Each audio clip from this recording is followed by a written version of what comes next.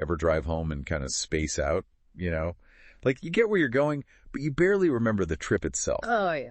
Like, our brains just flip on autopilot. Yeah. And turns out that whole autopilot thing, it can pop up in some pretty wild places. Definitely not ideal when there are, say, power tools involved. Right. So we're really digging into complacency today, specifically at work. And get this, we found an expert who says we've been thinking about this whole thing wrong. Yeah, it's interesting stuff. This expert, they're saying that the way we usually define complacency, you know, like being careless or overconfident, kind of surface level, doesn't really match up with how safety pros actually see it playing out. Okay, so if that's not really it, what's the real story then? Well, get this expert, they found that almost 70%, think about that, 70% of workplace incidents had complacency as a factor. 70%? Are you kidding me? That's huge. Huge.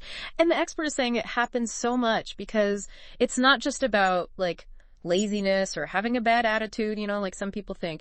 It's actually about how our brains are wired. Our brains are, get this, practically designed to become complacent. Hold on. Designed to be complacent. Is that like our brains working against us or something? Not quite. It's more like imagine you're walking through the woods, and every time you walk that same path, it gets a little bit, you know, more defined, easier to walk along without really even thinking about it. Yeah. Okay, I could see that. So that's basically what's going on in our brains with habits. Every time we do something over and over, our brains, they create a neural pathway, like that path in the woods.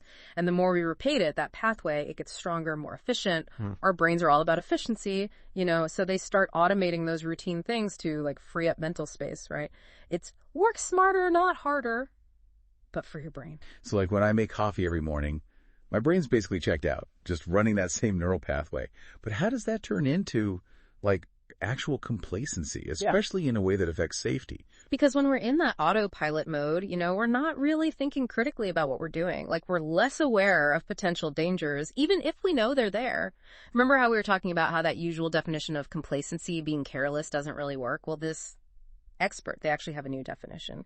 Complacency is about decreased awareness and being less sensitive to hazards. So it's not that you're being reckless, it's that your brain is choosing being efficient over being super watchful. Okay. Yeah, that makes a lot more sense. Yeah. But if it all comes down to these like ingrained pathways in our brains, how do we actually break out of them? Especially when it's something we do all the time. The expert, they call it a complacency matrix. He says, like, we can almost predict how likely we are to go on autopilot based on, you know, how often we do something and how complex it is. And he uses this really interesting example. He talks about brushing your teeth. Brushing our teeth. I mean, doesn't sound too dangerous. Exactly. But think about it. You've probably brushed your teeth thousands of times. It's so automatic you might not even remember doing it sometimes.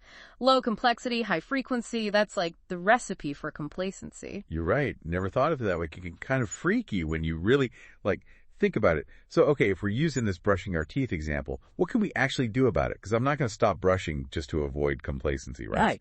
Right. And you don't have to. That's where this expert's advice is super useful, actually. He says the key to kind of outsmarting this whole autopilot thing is to shake up our routines a little bit, you know? Introduce something new. Make your brain sit up and take notice.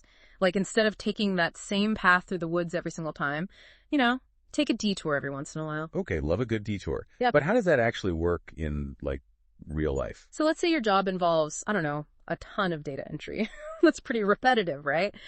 So to break it up, maybe you change up the order you fill in those boxes, or take a quick break every 20 minutes to, you know, walk around, clear your head.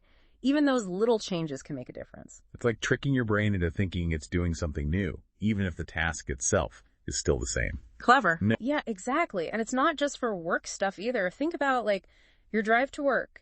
If you're zoning out on the same route every day, maybe try a different road sometimes just to mix it up. Ooh, good one. I'm definitely guilty of that.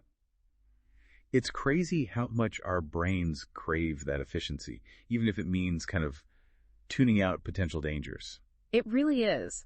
But the good news is, just knowing about it helps a lot, you know? Once you realize how this whole complacency thing works, you start to notice it in yourself, and then you can actually do something about it. So for everyone listening, what's the main takeaway here?